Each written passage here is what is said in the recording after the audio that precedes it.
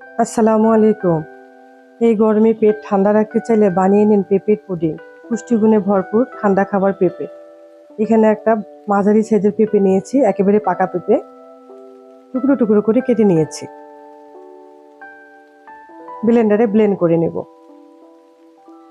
চিনিটা আপনারা আপনাদের মতো করে দেবেন।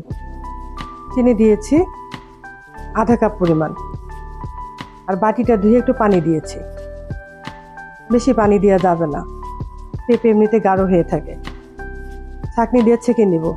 অনেক সময় বাচ্চারা পাকা পেঁপে খেতে চায় না, তাদের জন্য উপযোগী একটা খাবার। তাদেরকে এইভাবে বানিয়ে খাওয়াতে পারেন। একটা পাতিলে এখন পেঁপেগুলো দিয়ে দিব,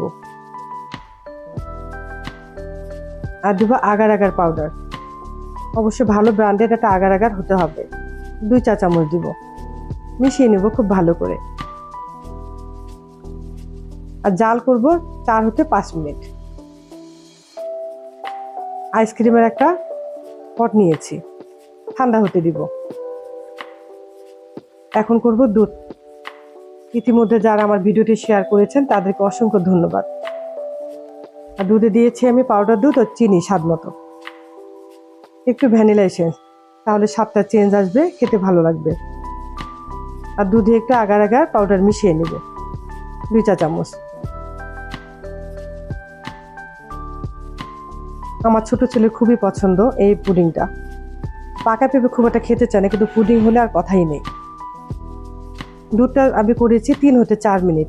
পেঁপেটা জমে গেছে, এর উপরে এখন দুধটা দিয়ে দিব। ঠান্ডা হয়ে গেলে রাখবো ফ্রিজে, গরম অবস্থা রাখা যাবে না। দেখেন কতটা সুন্দর হয়েছে, মাশাআল্লাহ, সুন্দর একটা কালার। কেমন হলো কমেন্টে জানাবেন। আর ভিডিওটি ভালো লাগলে অবশ্যই শেয়ার করে দিবেন।